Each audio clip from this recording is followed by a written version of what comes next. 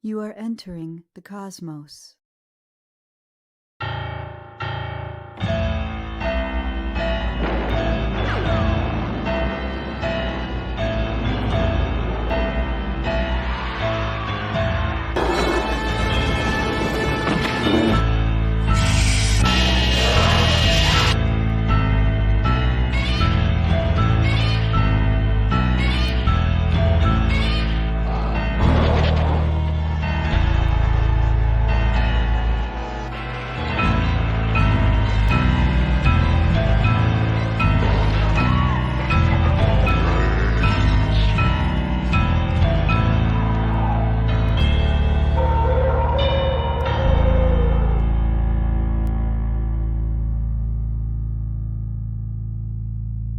Hello, cadets. Welcome to episode 29 of the Big Monster Briefing Room. I'm General Howitzer, retired, and I want to bring up my assistant, my able-bodied assistant, Major Millie Hazzard.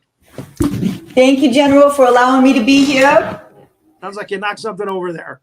Well, that's okay. Don't worry about it. Don't worry about it. Sometimes I'm a little fakakta over here, but it's okay. We don't worry about it. Oh, what kind of tea do you have? I have raspberry tea. What kind of tea do you have, General? Well, of course, peach tea. Peach mango. Are you going to be making any peach tea General noises? I just did. So that's a little something to keep the cadets on their boots, to keep them on their boots. Keep them on their boots. Mm-hmm. Exactly. You said you were fakaftka? It's a very popular New Yorkism. You might not know if you're not from New York, but when you're fakakted, everything is a little bit messed up. In Ukrainian, we say shoulda Buddha. Everything shoulda Buddha. Fakakta is like the Yiddish version of that. Now, I want to say also that I was kind of confused by the fact that they call this Yongari monster from the deep when he doesn't come out of the ocean at all. He doesn't even touch the ocean in this movie. He comes out of an earthquake fissure. When the earth cracks open, a fissure, is that what they call that? He comes out of one of those. A fissure, yes. Fissure, fissure. Thank you. There you go. So I thought I was right about that, but my brain was like, wait a minute, is that a real word? And sometimes you come up with a word and you're like, is that the right word? Sometimes you write a word down, you go, is that the right spelling? I'm not sure if all that's the right time, General. You turn out to be right. You turn out to be right. But first, let's bring up Major Millie Hazzard, my able-bodied assistant. Proud to serve you, General. How are you doing? Did you come complete with your tea? I have my tea. I promised you that I was going to premiere a new cup today. So it's a big moment. There it is. Wow. I thought it apropos. It's very apropos for today, General. I'm very proud of you. Thank you. Whenever we do vampires and zombies, I'm going to use that cup.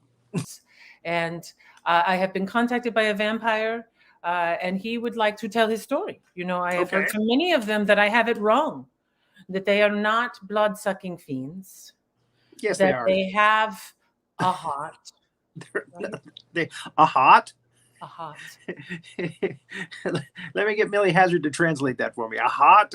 It's a like heart. That's the proper way of saying awe. The awe is I only had a heart. That's the Brooklyn heart. Okay. I did not say that I was in Brooklyn. I'm in an undisclosed. Okay, all right. Okay. And I didn't say that either. It's just Yonkers. Maybe.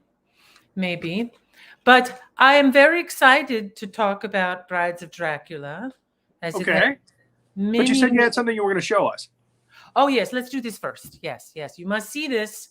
This is the first of a series I hope to do with stories about vampires. All right. Very good. These are the vampires among us. These are their stories. Gary Bland. Can you explain the process of becoming a vampire in your own words? Oh gosh. The process of changing into a vampire is very painful. It's long and tedious. There's a lot of vomiting and a lot of blood, and so it's kind of scary. And then you're a vampire. Do you prey upon humans? Oh no, I don't prey upon humans.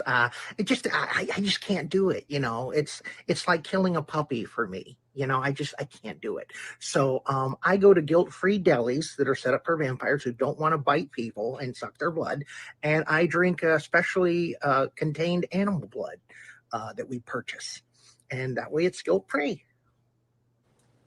Are vampires capable of redemption, such as Angel in Buffy the Vampire Slayer? Well, I think everybody is redeemable, even vampires, even though most of them are pretty nasty. The whole thing, power goes to their head and all.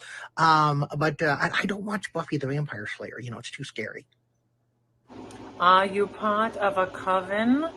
And if so, may I have their street address? I am a loner. I have been for a while. My wife and I were changed into vampires at a party, and she wanted to do some things that were more exciting, and we tried it, and we got turned into vampires. And eventually, she left me because I was kind of boring and not your typical vampire. And she just went off to be with a coven that was a lot more exciting than me. If we were in a dark alley together, what might happen? If I don't go to dark alleys, to be honest with you, not safe. You can get mugged. So, no, I try to stay away from dark alleys. But if we ever were to meet somewhere dark, I'd buy you a drink. Thank you for having me on the show. My able-bodied Hello, assistant. General. How are you? Are you okay? I'm very okay. I just don't have my lab coat, but it's okay. I'm on an expedition. I'm doing scientific research. It's all very hush-hush. So we don't bring attention to it, General. Let's just talk about the I'm zombies. sorry. It looks like you might be, hunkered down and you're sick or something. No, I'm not sick. I'm doing an expedition. I'm a scientist. You're not going to go zombie on me, are you? That remains to be seen, General. Don't give away any of my secrets here, All right. Let's change the subject. Carry on. Nothing to see here. Well, the subject is zombies. It really is. The whole really show. Is. Back in the cemetery. Did you ever notice how smoky cemeteries are in these movies? Yeah. It's like, well, it's like they have a fog machine attached to their tractors. there it is. And very well lit, I might add. This cemetery is the most incredibly well lit cemetery I've seen in a long time.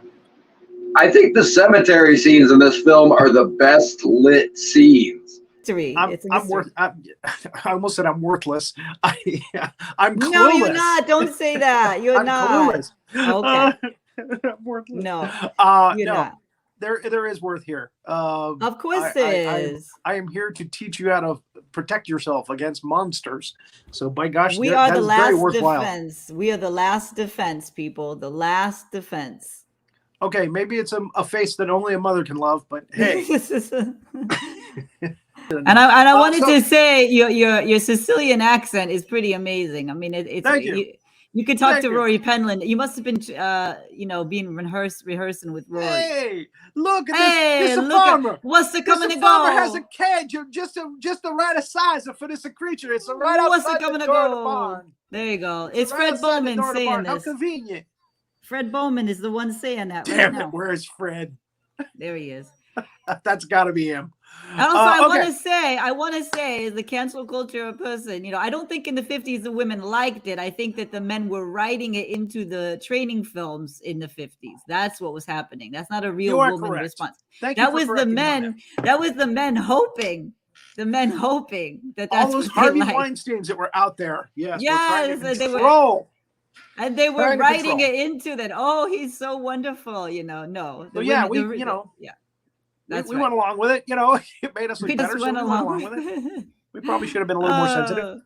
But anyway, funny. Here we go. I think I learned that Sicilian accent from watching Lady and the Tramp. Bella nota. It's uncanny. It's almost identical. Yes. I can see somebody pushing meatballs across the plate with their nose right now. Well, first off, let me bring up Major Hazzard. Shh, be very, very quiet. We're hunting something. It may or may not be related to tonight's double creature feature, which you should have called it a double creature feature. You didn't. I was a little disappointed, General. Double creature feature. It's supposed to be called a double creature feature. You didn't do it. It's all right. It's all right. It's a double training film. Why would I call it a creature feature? Because it does feature how the public is supposed to respond to a very terrible nemesis that we have, which is the abominable snowman, and his name says it all. Reaching. His name says it all. You know, he smells bad. He's ornery. He's huge. He's hairy. It's not a good scene, okay? And so I'm just going to say what I said. Okay, well, and you did. I said what I said, General. And on special and that's what you're sticking with. That's what you're sticking with, so we'll go with it. That's my story. I'm sticking to it. Hazzard, what the hell is this? It's what I got, General. I don't know. I'm looking at it right now. There's the creature feature. No. That's the cutesy cartoon. That's the cutesy cartoon from 2019. I don't know, General. It looks legit to me, but it could be a Russian bot. I'm gonna have to tell my. He doesn't look as vicious as the guy said on TV. Well, that's okay. You know, it could be Russian involvement. I'm gonna get right on this. That was very suspicious. I'm sorry, everybody. Okay, this looks more like it. And here's our first real shot of our creature. As somebody who creates creatures, and I forgot to upload your pictures to show. Could you give us kind of your assessment? On what happened here? This is me hoping that we don't spend a long time on this movie because it's bad. There's a lot of places you can see the seams. You can see a lot of weird folding and buckling. The head of it looks good. I'm pretty sure that's an immortal silicone mask called Primate. Yeah. And, you know, they have that is haired, but it's not haired very well. So I don't think they sprung for Immortal to do it. I think they did it themselves. Again, I didn't have a problem with the simian face. I didn't. That was okay. If that's the mask I think it is, then it was sculpted by a guy named Andrew Freeman, and he's excellent. But the body, I think, is made out of carpet foam. And it moves like it's made of carpet foam. And look at that seam right there on the wrist. Yes. That's a real clear seam. So it looks like they built it over a coat. Yeah, they have silicone gloves and silicone hands, a silicone head, and then the rest they kind of fabricated together. Yeah. That looks a little bit like Jack Black. Jack Black?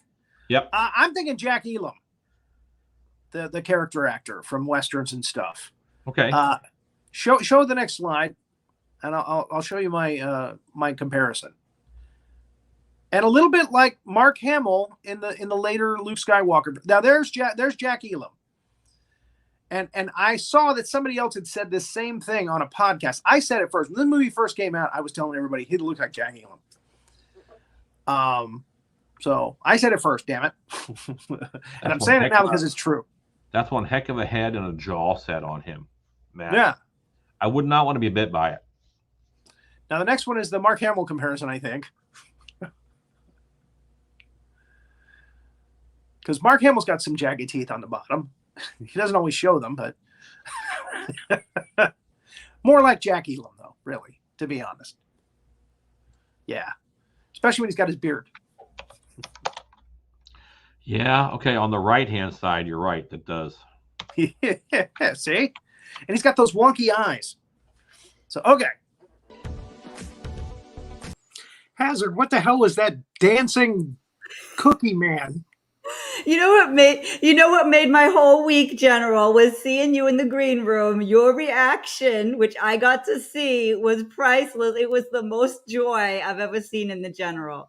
And it's absolutely appropriate because it is a big monster. Or maybe a little monster. We don't know. He looks kind of big.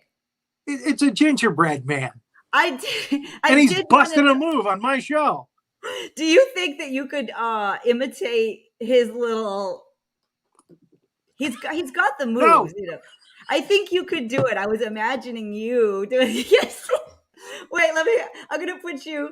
We're gonna highlight you for that. There you go. You look just like him. Jesus. Oh my No, I God. don't. You look well. I When have you no did gingerbread that. on me at all. Well, No when you gummy did that. drops. Only when you did that. I want to dunk him in this peach tea now. Oh, okay, that's right. But he was busting a move, and he has the rhythm. The music is in him. I didn't hear any music. I just saw him dancing.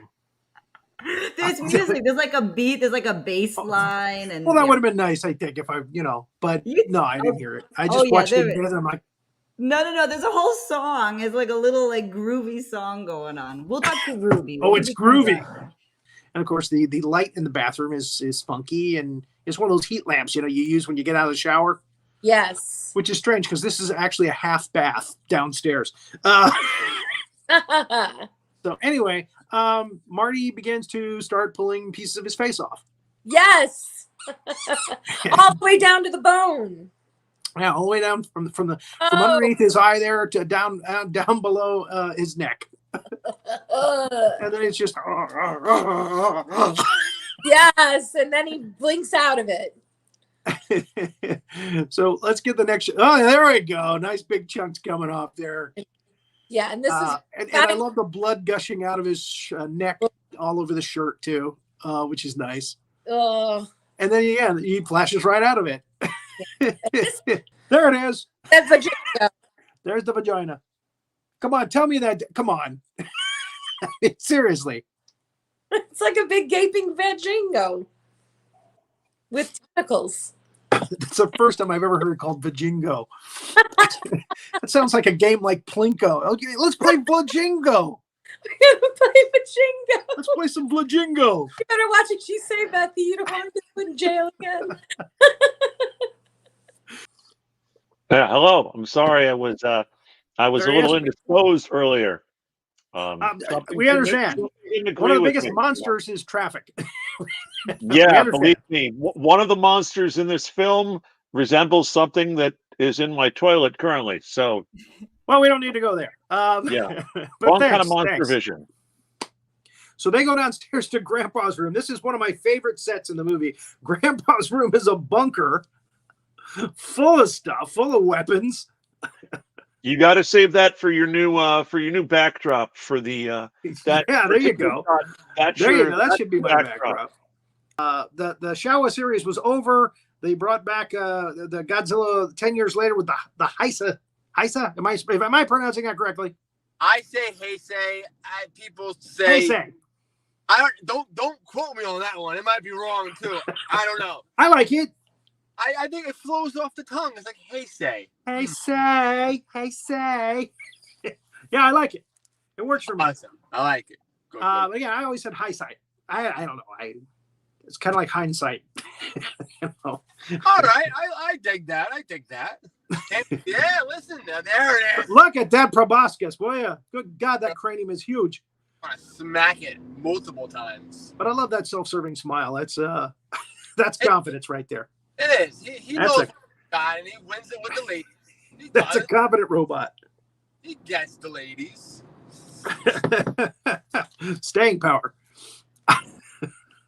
All right, so then we get aboard the ship that's going to go back in time, and we meet the Do-Rats. Do-Rats?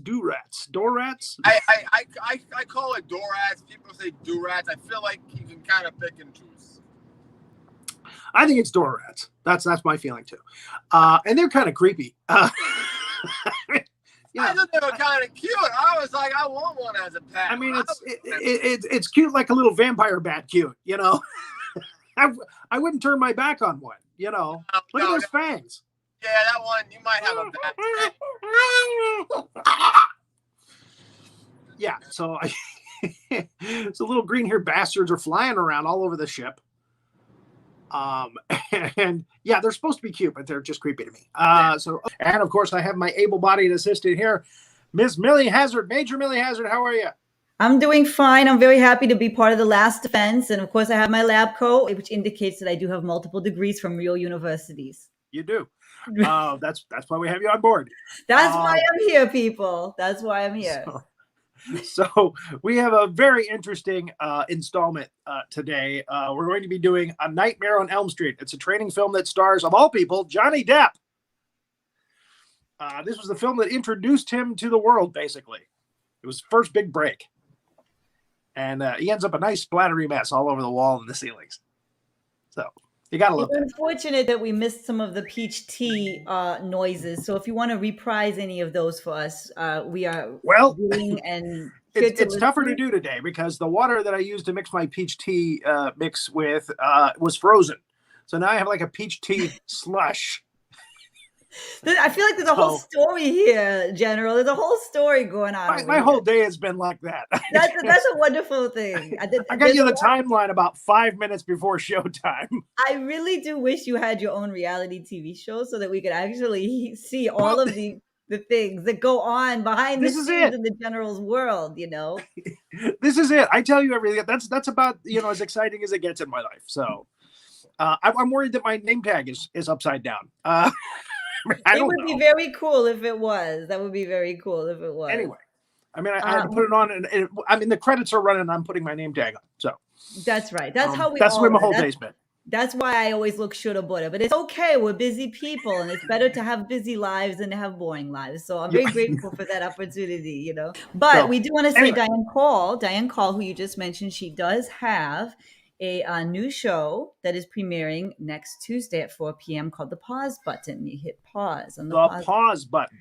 Mm-hmm. Okay. Or you can see like a dog, the pause button. I don't know. Okay. I think he means it this way, but anyways, that's coming up. And I kind of like it when you do that. It's kind of cute. That was kind of cute.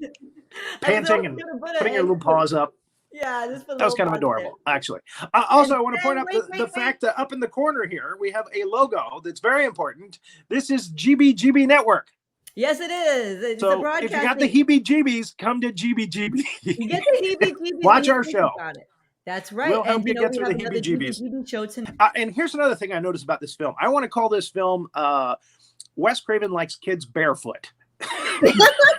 Because it's more creepy. It's more creepy. They're vulnerable. Yeah, well, again, they're more vulnerable because almost every scene where these kids are up against Freddy, they're barefoot. Yeah. And again, I can't advise people to wear shoes to bed. I don't know of anybody who does. But hey, we find out in part 3, which was also helmed by Wes Craven, is probably the second best movie in the series, that you can control your side of the dream world if you train yourself. So when you go into the dream and you think you're having a dream, hey, look for some shoes somewhere, or at least some sandals, because gosh knows that ground looks messy. Okay, now this is funny. These are Greg's parents. I'm thinking he's adopted. Okay. Because he certainly doesn't look like these two. He is much too pretty for these two parents. And Nancy gets a phone call, and she's dreaming, obviously, because it's Freddy's tongue. He's like, I'm your boyfriend now. Rory Penland did an impression of Freddy Krueger the other day, and a lot of people ditched him, saying it sounded like Yoda. Anyway, just sharing that. He talked to me about that. So anyway, what's happening here? I don't know. Let's move on to the next slide. Oh, this is where Johnny Depp gets pulled into his bed. He falls asleep, and he gets pulled into his bed. And not only does he get pulled into bed, he's got his TV on his stomach. That gets pulled in his bed. The record player is attached to his headphones. That gets pulled into the bed. Everything that he's gets sucked into the bed. Gets sucked into a vortex there in the middle of his bed. And then we have a nice little geyser of his blood and guts coming out of the bed, which is, delightful. Back from Fashion Week, and I have just had such a lovely time, just a whirlwind time, but I'm really happy to be back with you. I really am. Did you kill a lot of vampires? General Howitzer, it is me. I am doing my American accent. Oh, okay. It's very good, right? Yeah, I still have been contacted by vampires, and I think we have something to show. Yes, last time you were on, you showed a video of a Q&A session with a vampire, and it was very interesting. And I know that you have another one of those for us, so I'm definitely looking forward to seeing this. I do. I have been contacted by many vampires, and so I am trying to tell the story, the real story. Okay, wonderful. American accent, I forgot. Hang on. Oh, Okay. All right, man. Roll it. Let's We have a show that comes on after us called Dritta.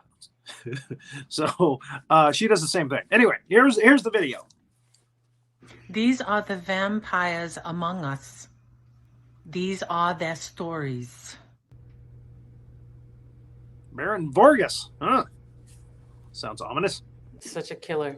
Thank you for coming in. Bless your heart. I have some questions for you, but the first thing I know is where did you get that blouse? Is that Valentino? Ah, this whole thing, I've had it for centuries. Tell me about yourself. You seem like an interesting individual. Well, to be honest with you, I've been around forever, and I don't like modern technology. You know, it's just very annoying. I mean, I can survive being hit by a car or crashing in an airplane, but, who wants to fly that way, all cramped up, and, you could just fly on your own and you're a vampire, Yeah, Coach So, sucks. yes, I don't like how people are advancing the way they are. Now, I have a short survey question. Can you tell me how you feel about today's youth? The youth today, oh my God, they're so arrogant. I hate them. I want to squeeze their little heads. So it makes it very easy for me to feed on them. I like to eat teens. It just is, psychologically, it's rewarding. What are your greatest strengths? I would say my greatest strengths are, being strengths. able to move at supersonic speed, being able to read minds, which that took me a while to master that. And, let me think. Able to lift, maybe a ton, if I had to. But who wants to do that, Show off. Show off. What are your weaknesses? Yeah, take these down. My biggest weakness is probably my personality. I mean, I'm just not a people person. I just don't like to get out with people. I mean, unless I'm beating, and then, it's a surprise, Where do you see yourself in 100 years? 100. Where do I see myself in 100 years? What a silly question. That's right around the corner. I'll probably be doing the same thing I'm doing now. Now, you've probably seen the 1994 classic Interview with a Vampire. Can you tell me how close to reality this movie is? Yes, I have seen that silly movie, and unfortunately, she got too much of it right. It like takes away some of our advantage when, people learn that kind of thing. So, yes, I'm not down with it. Like crosses and mirrors, yeah. Thank you so much for coming in. There's just one other thing. Garlic. Ooh, he's fast. And garlic doesn't work through Zoom. Louis stumbles upon the thing that's very important in the vampire world, and that is they're flammable. So he accidentally sets, Lestat ablaze. He throws a lantern at him. It catches on the floor and the carpet by Lestat. Lestat is, dripping swamp blood. And boom, he goes up. He goes up really fast. And the whole house goes up really fast. And the whole of where they are goes up really fast. I mean, like blocks and blocks, because he's, dancing on the ceiling. So there it is. The whole town has gone ablaze because these guys set a vampire on fire. Right. Is it Major Millie Hazzard? There she Hello, is. General. How are you doing?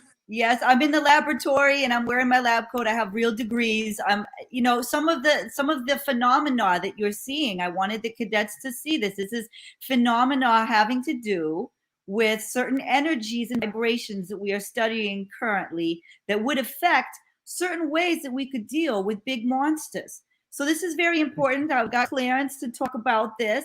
What you're seeing right now is partial teleportation, and there's some laser technology, and it's a beautiful thing, everybody. So I just want everyone to feel better because we are your last defense against the big monsters. But as you can see, I'm here at the office working very hard to protect all you able-bodied and unable-bodied citizens and cadets. So you're welcome. I have to admit, that's a flashy laboratory that you have there. It's like top of the line. America doesn't do anything second best. You have the best green screens. It's real. I don't know why you're saying that. The general's being funny. He likes to play when they get the peach tea in him. When he gets the peach tea in him, things get crazy. You get a little crazy. Unfortunately, I got orange drink. I thought I was mixing peach tea, and I got orange drink. So that's the problem. But hey, it's Halloween, so Halloween week. So can we still get some noises? I mean, I'm hoping that the noises. I'll eat some licorice later and drink my orange drink. Okay, as long as we get to hear the noise. Half of the cadets are only here for the noises, so. I don't think they get into the noises as much as you do. And that might be a TikTok thing. I don't know. Everyone gets into the noises, General. Absolutely everybody gets into it, especially the New Yorkers. By the way, and Yonkers, you're very popular with the noises. New Yorkers like the noises. Yeah. If you say so. Yes. You actually have a collection of different Michael Myers masks. Am I correct? Yes, that is correct. This shows what a professional you are. There are different stages to Michael Myers' evolution. Absolutely. So I see behind you there's the masks. You have how many? 5 or 6 of these? Good Lord, look at that. Yeah, there's the 6. Okay, and most of these look like William Shatner. That is correct. I remember there was one that kind of looked like Stan Laurel from Laurel and Hardy. That one I don't have because I'm like... That one you don't have because it doesn't look right. Exactly. But I remember that one when it came out. It wasn't the first one, but it was an early one. Okay, so that's the first one. This is the first one that I wore at Skull Kingdom. Uh-huh. Nick, the makeup artist, when he was starting out, he doctored this up. So he touched up the cheekbones here. Get a little more pizzazz. All right. And as you see, you're talking about Nix Herrera now. Nix Herrera, yes. Now he is actually an award-winning makeup artist. He actually won an award with his team for the makeup artistry that they did for Stranger Things this last season. So I was one of his practice. We were all his practice people to get his start in his big.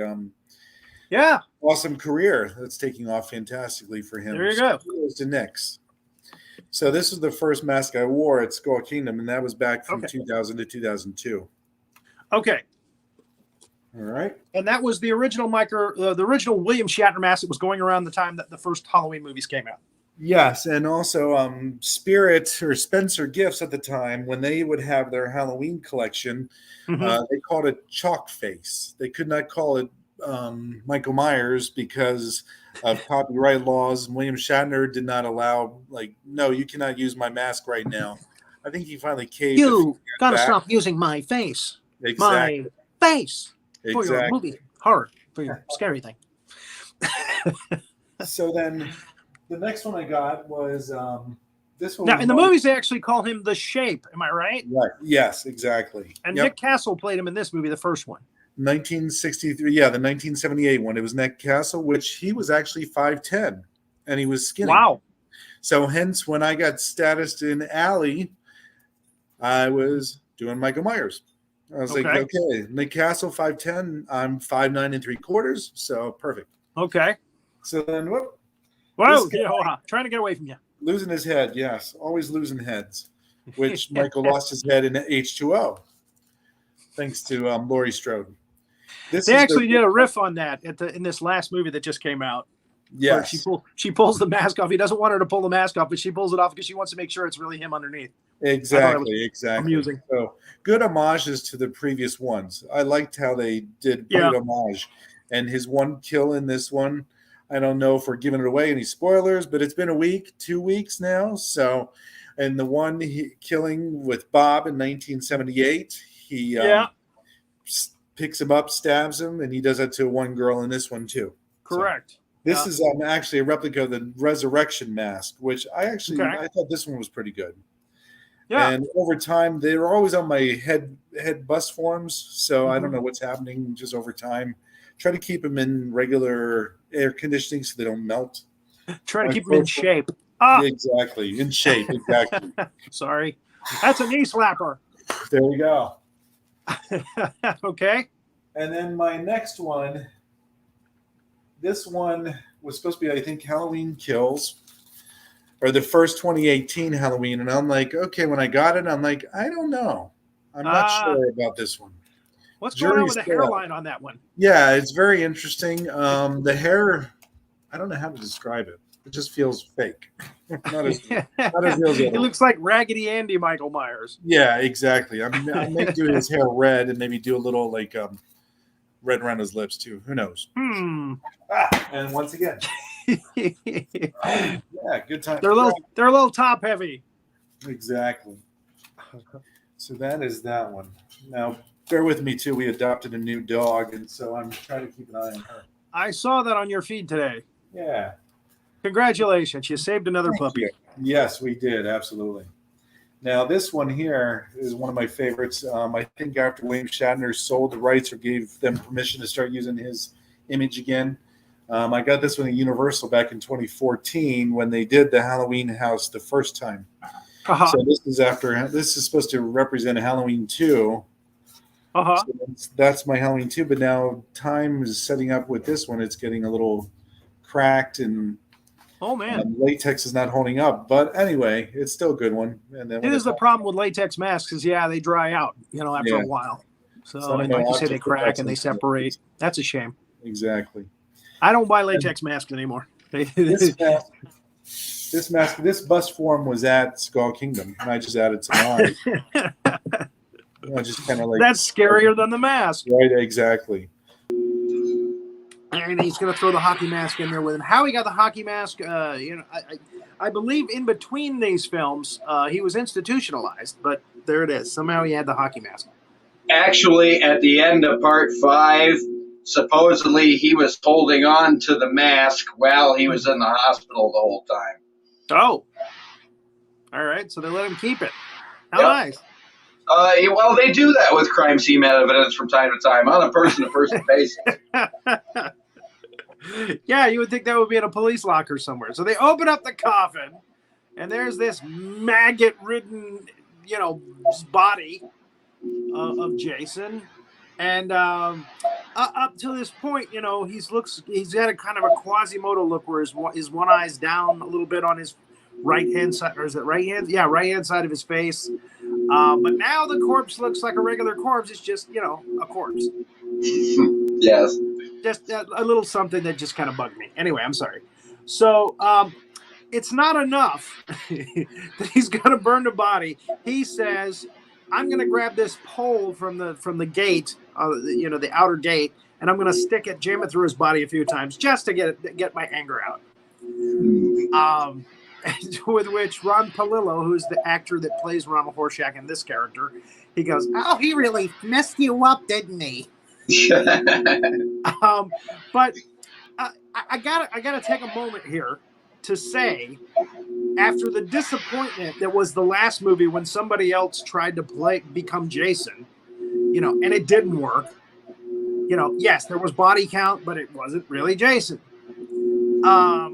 Nope. This was an amazing writing job, fiction script to bring back the monster that is Jason, and even make him more powerful. Make him, he becomes a modern day Frankenstein. Well, yeah, I mean, they even resurrect him Frankenstein style with the lightning. Exactly. We see the poisoning of the hand, and here begins. Probably the funnest part of the movie. Oh, yeah. the training film. If your hand is possessed, it's going to try to smack you. It's going to try to strangle you. It's going to hit you over the head with plates, whatever it can find. And in this case, it actually knocks him out in the kitchen. And there's the plates. Yeah, and the flip scene. And he flips himself. Yes, you pointed that out earlier. He flips himself over with the hand grabbing him by the scruff of the shirt, which is an amazing flip. It really is. Yeah. And again, like you said, there's no stunt man there. There's no CGI. You know, that was before CGI. It was him actually doing the stunt himself. Yeah, it was a good flip. There's all kinds of stories about how they didn't have any money and they would just like really shoot out glass and stuff and like not use fake bullets and shattering glass. They'd really shoot glass and man. Yeah. And then he turns into John Denver there for some reason. Here we go. This is the perfect hair zombie demon. This is probably the gnarliest demon in this whole movie, I think. It looks like John Denver. And the hair, it's still perfect. Yeah. I love it. Oh. Where he turns his head backwards so that it's facing the back of his body when they're trying to sneak up on him. I love it. And of course they hack him up and there's green goo everywhere. His blood instantly turned to green goo. There's no bad content in this. It's a G film basically. But sometimes we do show. I've been known to pop off a little bit. I'm from Yonkers. I get a little rowdy. So that yes, this show is not for kids. Anything, I know that the Beast from the Fathoms is okay, but for me, I get a little crazy sometimes. One thing I want to point out is that in our opening, we have little clips from training films. And this is the very first clip of our opening for the show, where the police officer shoots the dinosaur with a revolver. It's not a rocket launcher. It's a revolver. And it's a giant monster, So, and the monster, of course, eats him. And this is the only movie that we haven't covered on the show yet from the early opening. So we've done it. We've finished all the movies that are in the opening of the show. So now it's time to move on to other movies and do a new opening for season 3 when it comes. Anyway, I missed this opening though, General. My heart is very attached to it, to be honest. There's a lot of fun things in this opening that I like as well. I love the vampire from Salem's Lot going. I love that. Perfect impression. You should be like our friend Roy Penland and do impression. That was identical. The man of 1,000 voices. The man of 1,000 voices. That's right. Thank you. Where was I? So the police officer gets eaten by a dinosaur, and we happen to have a video of one of the witnesses of that actual event. It's shocking that we have access to this. This is an exclusive. This is an exclusive. I don't think anybody else has ever run this clip. So here is someone who actually witnessed the actual event on the streets of New York, one of New York's finest, eaten by a dinosaur. I watched my friend get eaten by a dinosaur. I told him, I said, Ralphie, don't shoot the dinosaur, okay? You're just gonna piss him off. But I shot the dinosaur and he ate him, Ralphie. He ate my friend, his wife and kids. Oh my God. The humanity. The humanity. My dinosaur, Ralphie.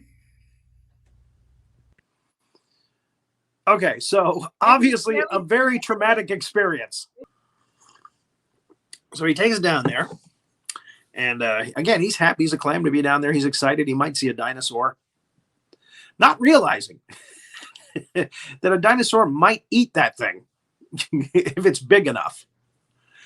Because it's not a big diving bell. So he's taking it down there. He's going down 20 fathoms or 20,000 fathoms. And then he sees it. And there's a guy down there with him, unfortunately. And I say unfortunately to foreshadow. He sees it and he's so excited. Oh my God, it's a real dinosaur. It's moving. Oh man, it's coming towards me. Wow, look at those teeth. It's just like, they're hearing on the radio, Professor, should we pull you up? It sounds like you might be in danger. Oh, it's spectacular. Look how it moves. It's fast, and it has big, giant teeth. Oh, it's opening its mouth. And the poor guy, he's happy as a clam when he dies, but yeah, he gets chomped. And oh my God, is that who I think it is? Did they just call in the specialist of all specialists, the sniper of all snipers? I believe that's Lee Van Cleef. From The Good, the Bad, and the Ugly. Ah, wah, wah, wah. It is Lee Van Cleef. He plays Colonel Stone in this. And he has come to save the day. Ah, wah, wah, wah. Even the dinosaur looks down and goes, hey, man, is that Lee Van Cleef? Oh, man. He knows he's cooked now. He knows he's done. They called Lee Van Cleef. He's even playing with the monster. Yeah, I got you in my sights. Oh, man. Lee Van Cleef is here. Movie's over. I do believe this is the first time we have done a briefing room, a training film that's about demonic possession of a house, because it's kind of weird. It's at the Amityville Horror. The Amityville Horror. I think Major Millie Hazzard might pronounce it that way because she's from Yonkers. Let's bring her up. From Yonkers, we do have a different way of speaking. It's very endearing, people tell me. It's a very beautiful thing. So I'm proud of my accent. Thank you for calling attention to it. So what's this film? What's this training film? I don't know that I should fall into this trap. It's a trap, but I feel like calling it the whore. I feel like calling it the whore, but I don't know that I should be saying that. Well, it's not as bad as Tony Soprano. This movie's a whore. Yeah, This movie's an Amityville whore. This is how we talk, I don't feel good.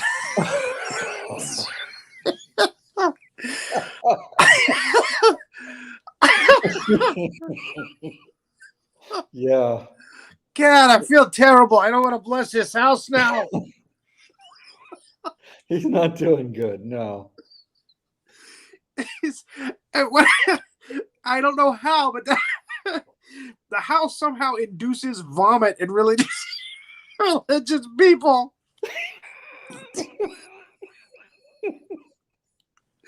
Because he goes outside after this. He immediately vomits outside his car door. Uh-huh. And there's another nun that comes in later. And she's like, and she runs out and immediately whoop. She has to stop her car and vomit out the car again. And then he calls her and they can't hear each other because like the devil makes static in the phone or something, right? Yes. Yeah. The demons take over the phone line. He actually suffers worse than they do. So it's like a party line.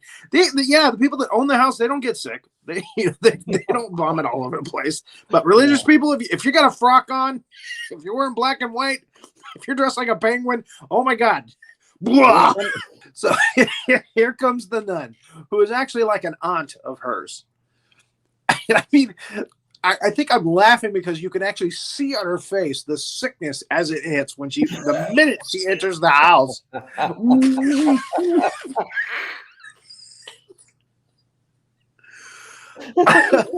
And they're all like, oh, we don't want her to come in the house. The kids are like, oh, she pinches our face. We hate that aunt. So the fact that she spins on her heels and goes, well, it's nice seeing you.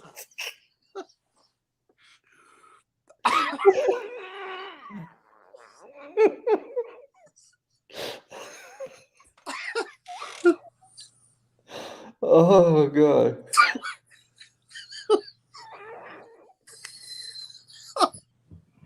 I swear it's just PhD. Uh-huh. That's fine. So here's the boys. They don't want to see the ant. And they're much more amused with the fact that there's black shit coming out of the toilet. How do they know that's not oil? And like they're not billionaires now. There you go.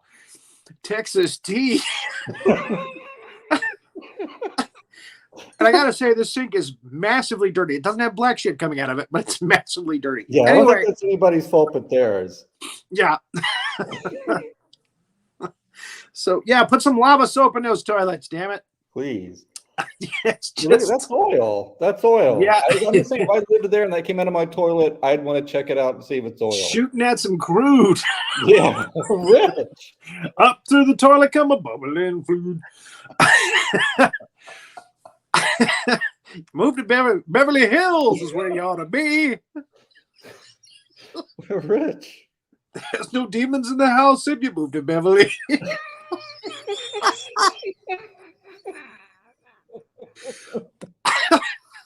Oh my God. If I get to this, it's a miracle. There she is. Oh, hi, how are you? Well, it's good to That's see her you. aunt in the movie? That's her aunt? Yeah, her aunt. I don't remember that. Is a nun, yeah. I think it's her aunt, yeah. And the husband doesn't like her, and the kids don't like her. And then, whoa. She goes under that. She goes under that chandelier. It starts moving by itself, and she, whoa. Woo! This house is possessed. I gotta go. He comes downstairs. Oh, where's your aunt? I don't know. She just left. She said she was sick. Lois Lane should have stuck with Superman. This next slide's gonna kill me. I know it.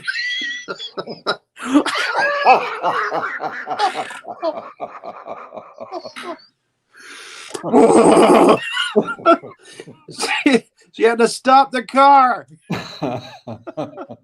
We have to talk about the hat. We have to talk about the hat. The cadets are going to have questions about the hat, General. Tell us everything about the hat. Are they going to see the hat again? Is there going to be merch about the hat? What is the hat?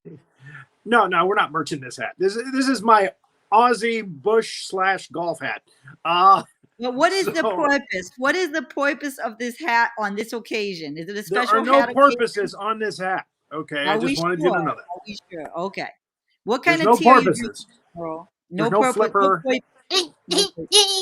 No, there's no purposes in this show. yeah. Okay. Yes. Because this is such a different show, we're doing Monty Python at, hey, there's Fred Bowman. And I said to him, but he's our special guest today. He's our expert. He's going to weigh in on this training film. But I said to him, who's going to be the Fred Bowman in the comments? And look, he's doing double duty. He's actually doing. He's not only on the show today. He's already doing duty in the texts. Well, it was a very real concern for me because Cadet Bowman, of course, we look forward to him every single show. He comes up with some of the best insights. But now he's going to be on stage and off stage, I think. Well, and that's a good thing because you're not showing yourself. So no, I cannot show myself. I cannot show myself. Don't call attention to it, General. And now my father went and saw this with me when I was a kid, and I never saw my father laugh so hard in his life as this scene in this movie. My father went down on one knee in the movie theater. We were in the front row of the movie theater, and he went down out of his chair. He was laughing so hard at this scene. And there he is taking the second arm. You got no arms. Yes, I have. It's just a scratch. It's a flesh wound. Come back here, you pansy. He takes his leg. What are you going to do, bleed on me? And then they meet God. A vision from God. Who I believe is Karl Marx. Is it? That's interesting. Yes. I was wondering who was the model for that God. And the God shows him the Holy Grail. Can we go back to that just real quick? Oh. And I love the line, good idea, Lord. Of course it's a good idea. Yes. That's one of my favorite lines of the movie. King Kongs that you can buy online, basically. This is the King Kong from Bandai. It's posable. And this is from the 1962 King Kong versus Godzilla movie. You can see that face there. So this is the King Kong from 1962. I cannot find a King Kong from 1933. I'm sure they're out there. And this is the one for King Kong Escapes, which a friend of ours, Linda Jo Miller, is actually in that one. We got to do that one on the show soon. And that's the King Kong Escapes Kong. He's got a little longer monkey face there. Why the long Linda face? Jo. Shout out to Linda Jo. She has a big fan following. She's one of the Scream Queens, correct? She's very important. She is the only surviving King Kong Scream Queen from the early days. So she's such a sweet lady too. This is also from that movie. This is the Mechanicong, which is a mechanical robot Kong that he fights in that movie. King Kong Escapes. And I think it was 1967, I believe. There he is in all of his glory. And of course, he's made a comeback with Godzilla versus Kong. And this is the Kong from that movie that you can buy. You can still buy this at Walmart and some other places, maybe on the clearance shelves. You can definitely get it online, like Amazon, stuff like that. It was a little more expensive that way, though. There it is. So he's still in the box. And they go in with a camera, and wow, look at that. Nice big wall. And there's a gate in the wall. A big gate, I might add. One big enough for a giant monkey to come through. He's actually not a monkey. He's one of the great apes. That's true. That's true. He doesn't have a tail. A simian, a giant simian. Dr. Zayas would smack me on the back of my wrist.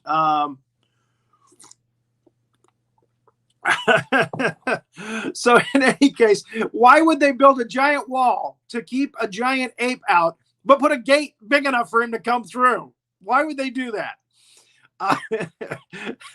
Why not just build a little door that they can go through? That not even one of his fingers can go through. Ours is not to know the reasons why. They had their own ancient wisdom, I'm sure, that they apply. Maybe every 10 years they let him come in to party. I don't know, but it doesn't make much sense to me. Everything, we show everything because these are training films. This is not for entertainment. I know sometimes it can be entertaining, but really this is about how we can defend our country and our world. So that's the reason. Thank you for. Of course it's entertaining. Well, it's entertaining, but that's the byproduct. That's the byproduct. That's not the main. Well, yes.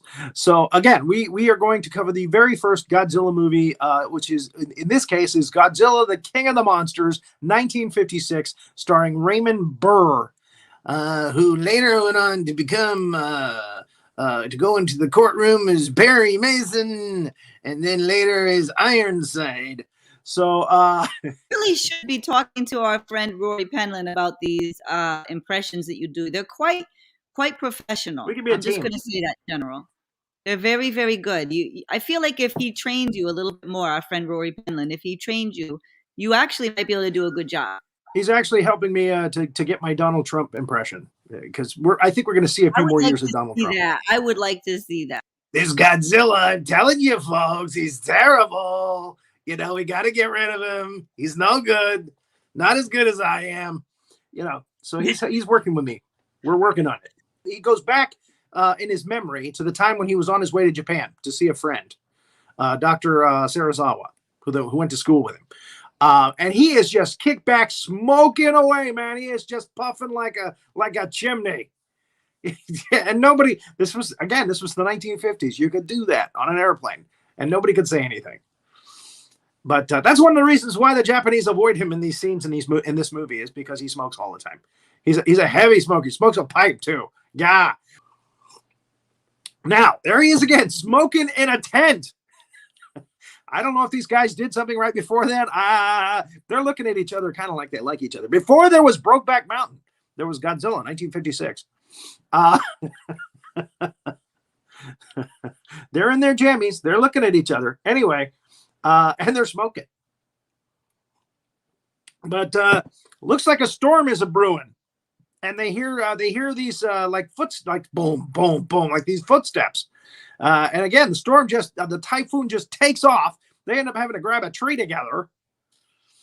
And the local village, which is right next to them, something walks through, and there he is smoking again. They're taking the boat this time back to the island. They're going back to the island where Godzilla went through the village. They're going to inspect the village and look for clues. And Raymond Burr's got that nasty ass pipe, so they're staying away from him. By gosh. my able-bodied assistant, Ms. Millie Hazzard, Major Millie Hazzard. Oh, you got your NASA jacket on.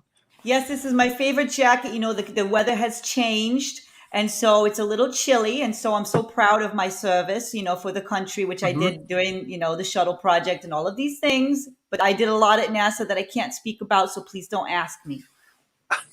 Okay. That's for the public security. I was going to ask you about Challenger, but I won't.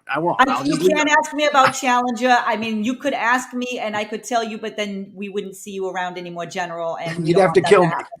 There would be consequences to my actions. So I don't want to do it. But it's a very wonderful.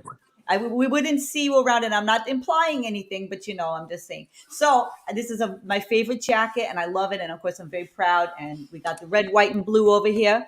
And closer to the camera. The eagle. It's a very beautiful thing. So thank you for noting it, and you'll be seeing it for the rest of this season until spring, most likely, because I don't want to take it off. I just love it. I love it so much.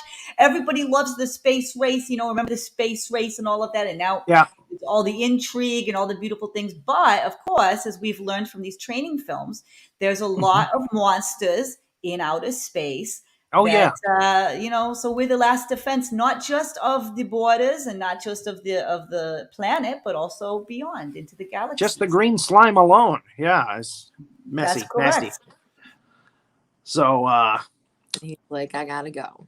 The key is in the door, 237. Jack goes in, and lo and behold, there is a naked woman in the bathroom. So scary. She's very attractive. Mm-hmm. She slowly steps out of the tub. She goes up to Jack. He's not walking away. She's kissing him, and then he looks in the mirror, and he sees this nasty old zombified woman. He's rotten. That he just kissed in the mirror, and he backs up, and he's and she's like, I can't. My boobs are down to my kneecaps. It happens. Creepy. So when he's like, "What happened? What'd you see?" Nothing. He's not going to tell her that he just kissed a zombie woman, right? So she's like, "Well, man, we need to get out of here." It's just like you to come up with an excuse to make me look bad. You know, he's just going off on her. And all of this is real. I mean, they terrorize this poor woman for this movie. Thank God you got Popeye to put her back on track again, get sane again. I think she needed the fairy tale theater to do that. Little Ronnie, hey, Robin Williams. Oh, hey, I heard you were working with Jack Nicholson. Oh, I don't want to talk about it. So she goes around the room with him, and he's telling her, "You just want me to look bad. I've got an obligation here. You know, do you realize if we leave here, you know?" And she's swinging him with the bat as they get on the stairs, because now he's getting too close. "Give me the bat, Wendy. Give me the freaking bat, Wendy. I'm not going to hurt you. I'm just going to beat your goddamn brains in." Oops, did I say that out loud? And so we show the entire movie in pictures. And if it's a black and white movie, we colorize it, so you can see it in color. And that is the case tonight. We have colorized the creature from the Black Lagoon. And you'll be surprised at the color of the creature. Because, you know, we see model kits and stuff like that. We see that green with the yellow stomach and the red lips. And, you know, like he's got lipstick on and all that. Well, according to this colorization program that I'm using, which is Colorize, he's more like a crab. It's kind of a brownish gray, and you can see some like purple and pink veins popping out. And anyway, so you'll be interested to see how he looks. But he definitely looks aquatic. A little aquatic. That's the word for it. Thank you. A lot aquatic. A lot aquatic here. A lot aquatic. I'm going to take Try to say that 5 times fast. A lot aquatic, a lot aquatic, a lot aquatic. A lot aquatic. That sounds like its own word, even. A lot aquatic. I don't know what it could mean, but a lot. It sounds like something from Yonkers. Oh, that's a lot aquatic. There's a lot aquatic. We have some coffee. We do some talking. We'll talk it out. It's all right. We'll talk a lot aquatic. We'll talk a lot aquatic. That's all I can say. And it's Dr. Carl Maya and his crew. That's a pretty That's an nifty hat impressive. there. I like that hat there. I think you would look good in that hat. It's a very distinguished hat, General. You might want to look into something like that. Uh-oh. I think he actually has it, people. I think he actually has it. Uh-oh. All right. So there, he's all prepared. I knew it. So anyway, he's in the Wunderbar, jungle. Wunderbar. And you look just And like he's got him. his Peruvian assistants. I think it's Peru. I don't know. It looks like and, Peru. Little do they know that right next to them, I mean, just inches away, dun, dun, dun, dun, dun, dun, the real thing is there. It's right there. It's hunkering So down. anyway, yeah, I just got that hat yesterday. I wanted to show it off. That was a beautiful hat, General. Thank you. Thank you Thank for you. wearing it. I think Rory Penland's going to wear it when he does his Truman Capote. Oh, that would be so perfect. It looks very Capote. And maybe I'll do some Truman Capote here now. I just want to say that the creature from the Black Lagoon is a very nasty, slimy creature. You know, it's incredible. I'm reading a book about Truman Capote right now. Yes, that's a very beautiful rendition of how he sounds. He's my favorite author. Wait a minute, I can do better than that. He's my favorite author. It doesn't get any better than Truman. I forgot the glasses. Yeah, that's So anyway, I just want to say that if you're going to the Congo, you just got to be careful of those creatures. And it's like, yeah, he's always kind of stroking himself a little bit too. That's the way Rich Little does it. Gosh darn it. You got a lot going on. You got a lot So going anyway, on. back in 2002, he wrote a training film called Deadly Species, and it was released by Artisan Films, which released the Blair Witch Project. They shortly went out of business after Deadly Species was released. That does not bode well. The movie got mixed reviews, shall we say. Some fans thought it was interesting and they liked it, and some fans were like, this is B film. But again, it got made. The film was based here in Florida, and it takes place in the Everglades, and it got made. So and it got released by Artisan Films. So that is quite an accomplishment. Creatures watching. Yeah, and then Heather. Lori comes up to Todd and goes, hey, I feel disgusting. And she's been kind of hitting on him in front of his girlfriend blatantly throughout the beginning of the film. And she goes, I want to go down to the river and wash, but you got to come with me. We don't want to be alone. So she goes down to the river to wash. And of course she's throwing her clothes at him, and she's cooing, and he's embarrassed. He doesn't know what to do, where we're going to turn. So he turns to the right as she walks down to the water to bathe herself, and again, more nudity, and very good nudity, I might add. I guess I should say. But then he turns to the right, and boom, there's his girlfriend. Oh, he's caught. He's busted. Nichelle is right there. So she goes, fine. Oh, great, and she stomps off, and he goes after her, leaving Lori alone. So we get our first kill in this party. Lori becomes creature fodder. Todd goes back to watching the perimeter. His girlfriend, despite the fact there's been a couple of deaths, is feeling like she wants a little Fiki Waka, I'm guessing. She's going and cooing in his ear while he's supposed to be watching, the perimeter. But again, there's a large siren that goes, or loud enough, a beep from the computer, or siren that it warns you if something has broken the perimeter of the camp. So, wow, chicka wow, wow, wow, wow, wow, chicka wow.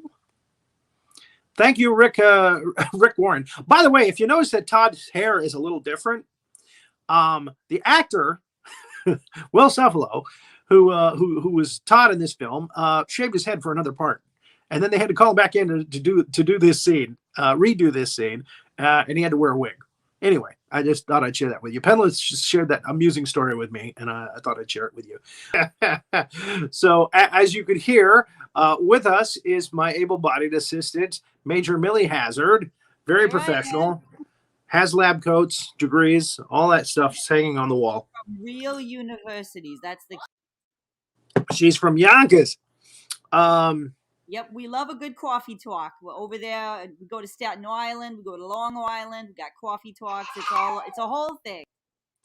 And I hear children. There's children everywhere. It's a big thing, here in Yonkers. In Yonkers, there's lots of children. We're very social. We're very social people. Thank you. What do the children do in Yonkers? Well, they get on the coffee pretty early. That's one of the things that they learn how to do. They play. The kids are drinking coffee. They play stickball. That's why I do peach tea. Yeah, they love caffeine. It calms them down. It's counterintuitive. Yeah, it's counterintuitive. Caffeine calms you down. It calms you down. Did you teach them this? Look at Ritalin. It's a real thing. Ritalin is a real thing. Okay. Ritalin prescribed for ADHD. I don't want to know what secret project you're on right now. I know that you can't come on camera because you're in a secret project, and I don't want to know now. I seriously, I'm scared. Be afraid. Be very afraid. You think you hear children, but I just keep an open mind with cryptozoological realities that it could be other things you're hearing. Cryptozoological. Is that what you meant to say? Cryptozoological realities, yes. Realities. They are real. We're not talking about cryptozoological. Try to say that 5 times fast. We're not talking about cryptozoological stuff today. We're talking about aliens. This is where Bill Paxton's like, "Oh, we just had our asses handed to us, man. Did you see that? Game over, man." And he's not happy. Burke is like, "Hey, we got to figure this thing out, okay? We got to make this work for us, okay?" So Burke is bad dude, very bad dude, all the way around. He's just a jerk. He's a douchebag, as they would say on Supernatural. Sam, we kill monsters. We keep away from these douchebags. That was my impression of one of the Winchester boys. With that said, yes, let's bring back up my able-bodied assistant, Millie Hazzard. I'm not your assailant. Are you drinking? I'm drinking, but it's okay. This is you know what this is? These are electrolytes because I'm. That is a red Solo cup. That's what they use for parties. Yeah, because it's electrolytes, and I got to go through a lot of them. I'm here in the laboratory, as you can see behind me. This is an excellent state-of-the-art facility, and we are in one of the communal hive minds. We have we call it the hive mind. It's the HQ, it's our little hive. And we all buzz around. Kind of like the alien thing we talked about last week. It's exactly the same thing. And this is public. We allow schools, children to come in here, some science field trips to come in here. It's a beautiful thing. We do a lot of, back and forth with the public to try to educate. And so I'm taking this time out to do these training films because, as you know, this is one of the media. We harness the media to explain to people that these things are very real. These are training films. These are not movies. These are not traditional movies that have no message. We're trying to educate you. Like right now, we're going to talk about some vampires. And what you should do if you come across a vampire. I've been on some dates back in high school. There was definitely some vampire action. I'll tell you that. Some boys like to channel some of their inner vampire. But I digress. Anyways, these are electrolytes. So you are drinking, aren't you? No, I'm not drinking. I promise. There's a party going on over there. You got a lab set behind you. And you're telling me that kids are coming into this top secret lab. And when you laugh and go forward, I can see your entire lab. I went to NASA. I used to work at NASA. I have real degrees from real universities. Well, I see that on the jacket. But that doesn't mean there's not Bacardi and Coke in that damn cup, that Solo cup you have there. I was on the TikTok. I'll tell you this. Kids, there's a TikTok for General Howitzer. And I did see there was a TikTok on a Sunday. And he was like, "Look, I'm watching YouTube. I don't need to be you don't need to be checking in on me." And so inquiring minds want to know, what does General Howitzer on a Sunday watch on YouTube? I need to know this. Well, yeah, I'm doing my job. I mean, people to ask me questions on this TikTok thing. Teenagers want to know how to protect themselves from vampires and werewolves. And somebody even asked me about sandworms this past week. But yeah, Sunday is my day off, so don't bother me on Sunday. Don't bother the general on a Sunday. Well, I concur. I never contact him on a Sunday. I only contact him when he's drinking his peach tea, and we get to hear some of his noises, which we all adore. And not Bacardi and Coke. It's not Bacardi and Coke. That would never happen. I'm a professional. So yeah, there's a lot of good information on YouTube. You can learn. So anyway, now kids are going to go to that clip and they're going to show it to their mom and dad. See, even General Howitzer says there's a lot of good stuff on YouTube you can learn from. So I'm waiting for that now. That to come back on me. My son said it'll come back and get my you. daughter said Everything you say in the media, comes back to get you. You just got to be very super hyper vigilant. You have to be very careful. I love watching you stumble through words like super hyper vigilant. Maybe there's a little Bacardi, okay? Maybe there's a little Bacardi. Yeah, I think you're drinking. Anyway. But yeah, I see NASA on your coat there, so I understand. You got to kick back a little every now and again too. And I'll tell you this: I'm in the laboratory. I'm signed in. I'm at work. I'm our last defense. But it's possible that I'm inebriated for an experiment, and I'll just leave it there. It's possible. And if a vampire bit you right now, they'd have to stagger away. The police would be able to catch him right away. Did I make something come up the nose? Not yet, but about a nanosecond. I was that close, wasn't I? Damn. Missed it by that much. And so, yeah. Dracula never said blah blah blah. Blah blah blah. No, you know that, right? He never said blah blah blah. No, he didn't. All the comedians, the impressionists have been doing it for decades. Gels or acrylics? Thank you. I think that started with Larry Storch. Larry Storch was the one that did that from F Troop. He just died this past year. He just died a couple of months ago. He was like 100. Wow. And he was the one that started the Cary Grant saying Judy, Judy, Judy. Anyway, I think it was Larry Storch that started that. And ironically, he played Dracula in the Groovy Ghoulies.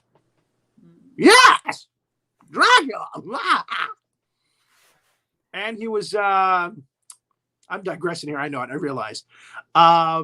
He did Mr. Whoopi from the Tennessee Tuxedo Cartoons. Anyway, Larry Storch, miss him. I'm going to miss him. We all miss him. He goes through a church, which is weird. I don't know why he goes through a church, but there's a scene where he goes past the cross on the wall, and it's a mild deterrent, it looks like, because he just goes, and he walks around it. And I swear to God, that's exactly how he sounds when he walks, and he walks around it. So it's kind of weird. Anyway, so he moves forward and he gets his coffee. I swear to God. That needs to be one of Rory Penland's 1,000 voices. That is Klaus Kinski playing Dracula, looking at a cross. There it is. I'm Andy Warhol Dracula. Andy Warhol Dracula. Oh gosh. That's I swear to you, when you watch this film, you'll laugh at how he talks because it's not the powerful Dracula. It's like kind of wimpy, whiny Dracula. Why? It's Andy Warhol Dracula. I don't know why he does it, but anyway, there it is. What was the idea? I'm very lonely, and he whines when he talks to her in a minute. He's okay. So I think it's more of a Woody Allen Dracula. Because Allen was at the top of his game at this point, back in the late 70s. Woody Allen Dracula. Now, there we go. I would have loved to have seen that now. A Woody Allen Dracula? Oh, hell yeah. I'd buy that in a heartbeat. Just think of what it could have happened. Hey, they can do it with CGI. Anyway, so the husband I'm leaving comes you back. up there so you'll do it next to the thing.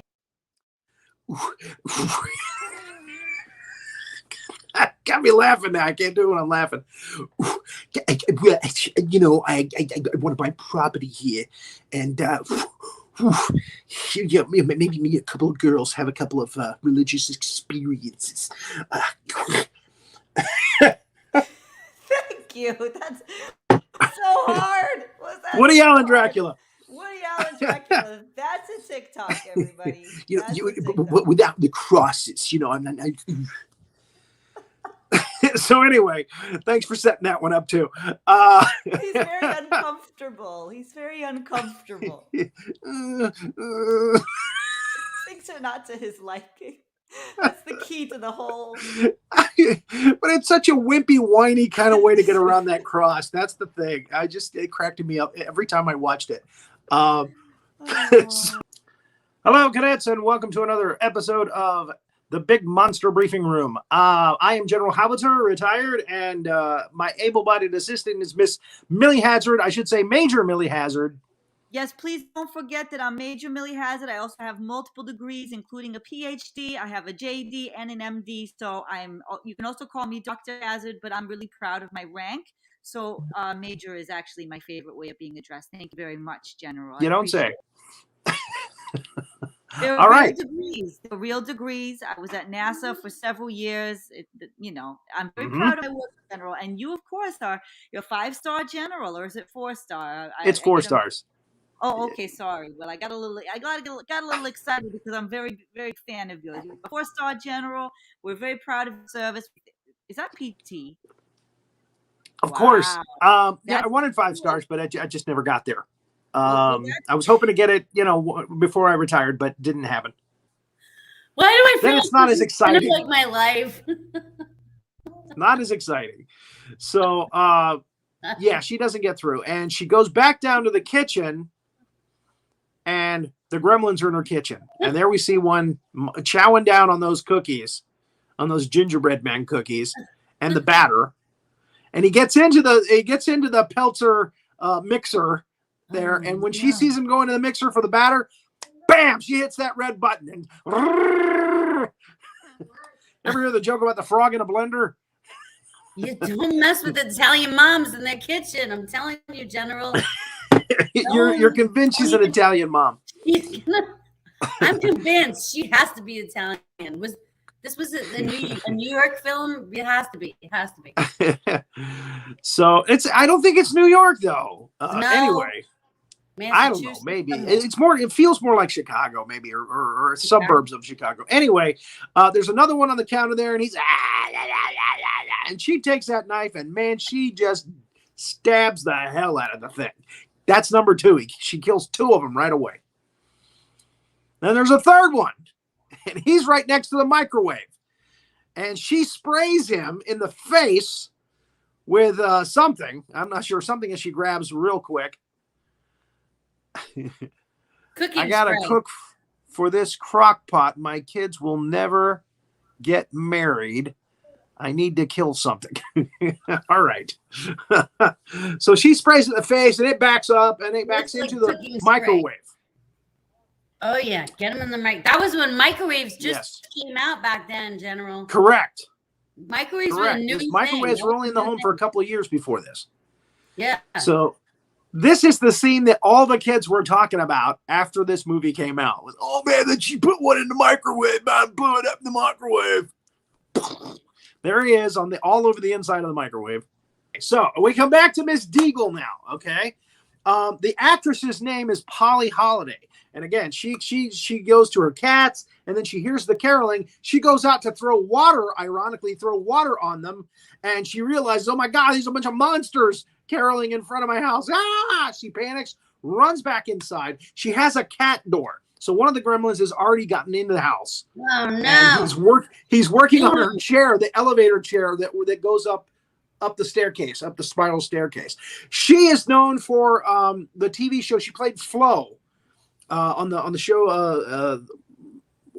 the show with Mel's Diner. She always said, "Kiss my grits." Oh, I love her. Yes, yeah. I love her for Mel's Diner. I love her. Yeah, Mel's Diner. Love her. So, hello, everybody. Special assignment. We have 2 wonderful guests. Of course, we have our zombie expert, Julio Moralis. Jules is here with us, but we also have the star from the movie. How often does that happen? How often does that happen? Yeah. The only other time that happened was when we did the green slime. We got Linda Miller on the show. That was fun. That's true. Yeah. So we always love to get some input as to what went on in the making of these training films. And this is, you said zombie, and it certainly does have that feel to it. And yet there's some elements of ghosts. There's some, they're really kind of mutant chickens is what they are. Yeah, this is a little more complicated. There's some details here, which we'll get into with the timeline. They're not exactly zombies, but Julio will be here to explain the difference. Of Robin will be here, who played the general in this, and you're a general. So how's that feel? You know, two generals talking about. Well, and again, I was looking forward to meeting another general, you know, share some war stories, but he's not that kind of general, I found out. So, and I'll tell you, before I even watched this film, I looked at pictures of this guy, and I said, this is the guy responsible for this this pandemic, whatever it is. And I was right. So let's go ahead and bring up Julio Moralis, our expert for zombies and mutants, and in this case, mutant chickens.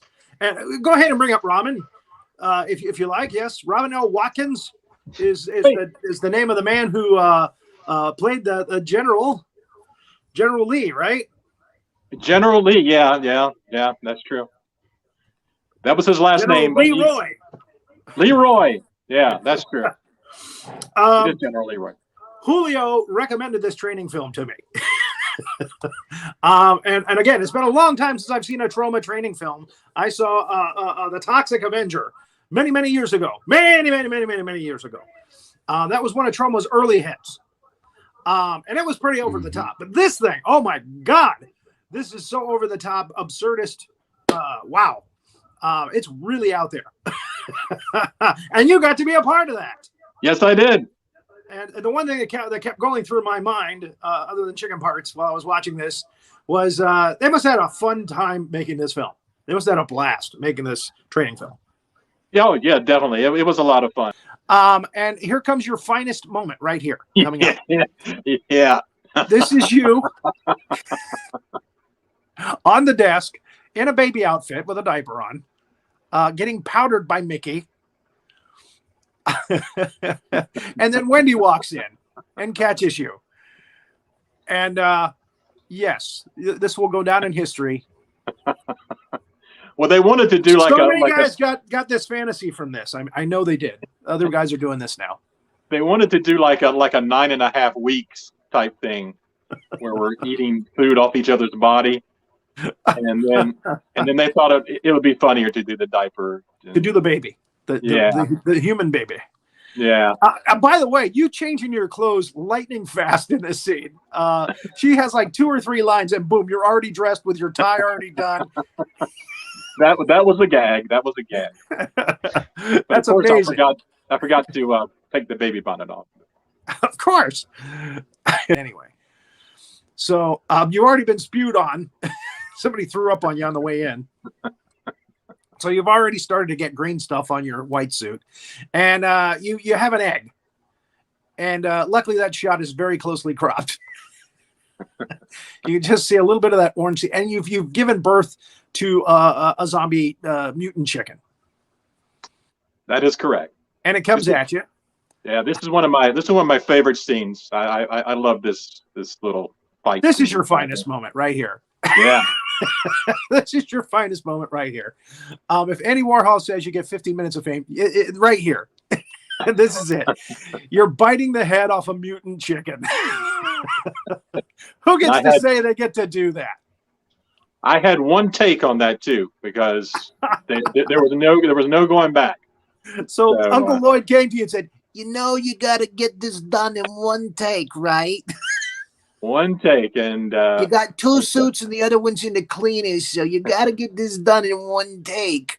And so he's off camera, of course, telling me what to do. Like, get it more in your face, get it more in your eyes, point it at your eyes.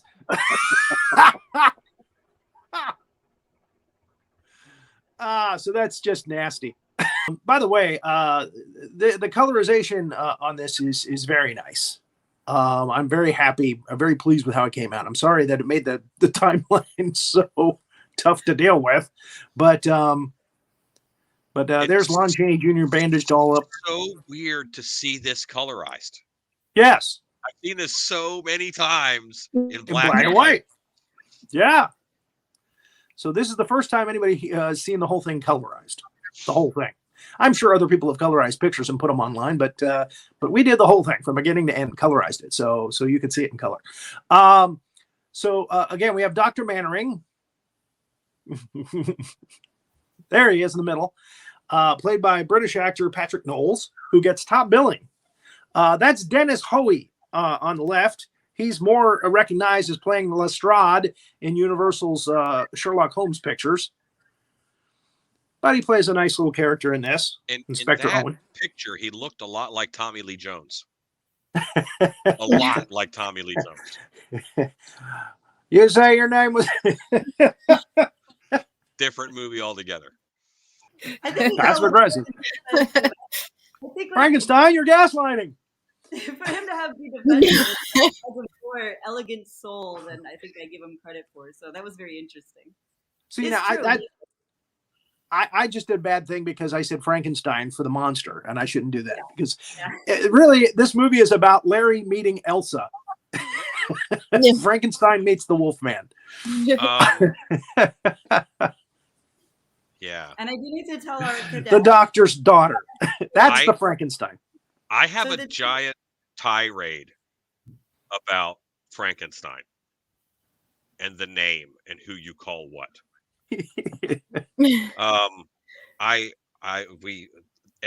This is a good chance for me to talk to a Frankenstein expert about it, who I'm sure is going to be mad at me. But Dr. Frankenstein did not go to like 10 years of medical school to be called Frankenstein.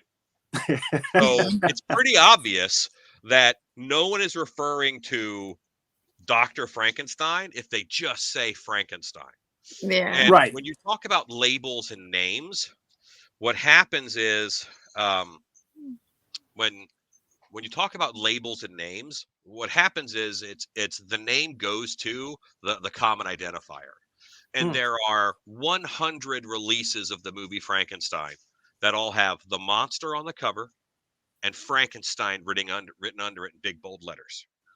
Yeah. Frankenstein is the name of the monster. Dr. Frankenstein is the name of the doctor. Even if you go with a emotional context of Dr. Frankenstein is the father of the monster, then wouldn't he take his name? And you would call him Frankenstein.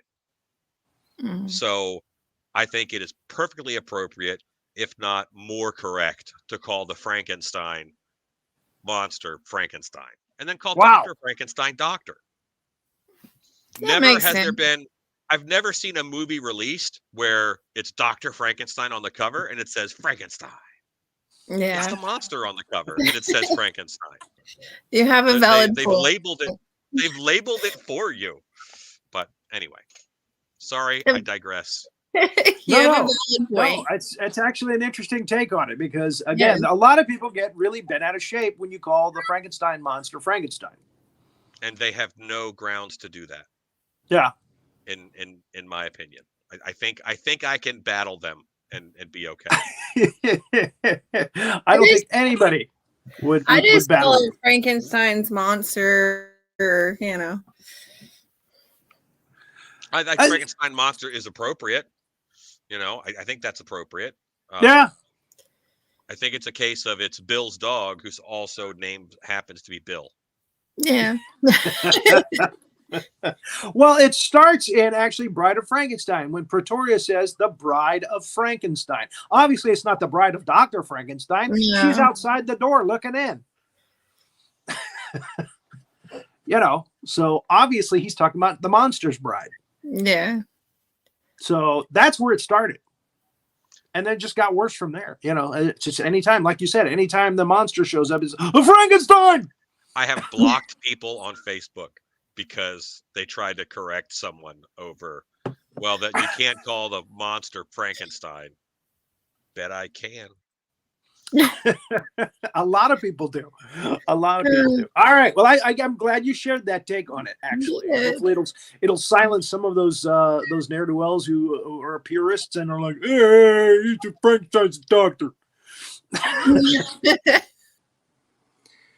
Hello, cadets. I'm General Lemuel T. Howitzer, and this is the last show of the year, the last show of season 2. We did 2 seasons this year because we did double duty since October. So I'm very happy about that, and I have an important announcement to make. No, I don't have NFT trading cards. We are going to release. But you should, General. But you should. No, I'm going to write that no, down. I'm sorry. I'm not going to do NFT trading cards with laser vision. And no, that's embarrassing. No, So it would be anyway, wonderful, and it could have noises. It could make noises. It would be wonderful. what kind of noise would laser vision make? It would do the peach tea noise. It would make peach tea noises. Is that what you're waiting for? Laser vision noises? Yeah, and it would say a face only a mother could love, and it would do all your catchphrases, you know, the row, the growl, the Roy Orbison growl. No, I'm not going to do NFT trading cards. Okay, I'm not going to do it. All right. That's just a terrible shill. It's embarrassing, and I have an important announcement to make. We are going to give you a best of season 1 show, maybe late tonight, could be or tomorrow, and we're going to do a best of season 2 show this weekend. So to give you the best of clips from Major Millie Hazzard, who you just saw there a second ago, and myself, and our guests. Ruby Ray Moore, Julio Moralis, Alan Hobbs, Robert's dead guy Sandler. You know, they're all there. So I hope you could enjoy this. I'm sorry? Godzilla fans unite. Unite Godzilla fans. Yes. Very good clips from the Smog Monster episode in season 1. Yes, indeed. The cadets are wanting to know about your outfit tonight. Of course, you look very snazzy in that suit. Well, again, I got dressed up because it's the last show of the year. Well, you look wonderful. You should do this more often. I think it's very beautiful. Beautiful. You know, and I don't know if it's cold where you are, but it's damn cold here. You clean up good. You clean up good, General. Well, thank you. Uh-oh. So the kids get on their bikes first thing in the morning, and they go down past. They have to get past the local constable. Now, okay, as I was saying before, every one of these Gamera films has a comic foil. And in this case, it's what the hell is his name? Kondo, the local constable, the police officer for that neighborhood. And they managed to tack his towel, his sweat towel, to the wall with a plastic dart, a suction cup dart. Now, let's back up for a second, okay? I am no rocket scientist. But have you ever tried to get a rubber suction cup dart to stick to any kind of cloth or clothing at all? It doesn't happen. So how can you stick something to a wall with something like that? If it was a dart gun with like a needle point, you know, okay, that would work. But this is a suction cup. Yeah, those little continuity gaps just drive me nuts. I'm sorry. Anyway, the first problem they have is that there are giant meteors heading towards them immediately.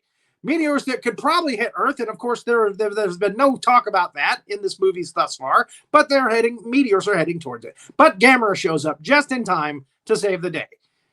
He breaks the meteors in half and then pushes them away. Gamera, Gamera's the friend of all children. Gamera. Here he is, and the kids are happy. Oh, Gamera's here now. We don't have to worry anymore. Yeah, right. So they're trying to slow the ship down because it keeps speeding up. And eventually it goes past Gamera, and he's like, ah, ah. That's my Gamera impersonation. You've heard it before on previous shows. Oh, and maybe you didn't. So, okay, Gamera goes and flies past the ship again and spins around.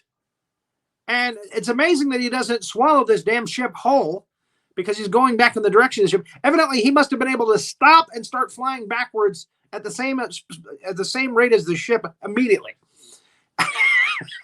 Because he's looking into the front ship, but the ship is moving forward, and it keeps moving faster. Eventually, it passes him by again. But there's Gamera's teeth.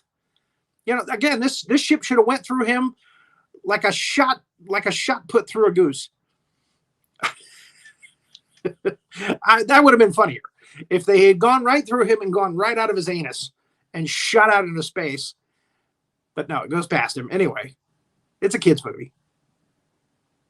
When do we get to the cannibalism part? It's a kid's movie.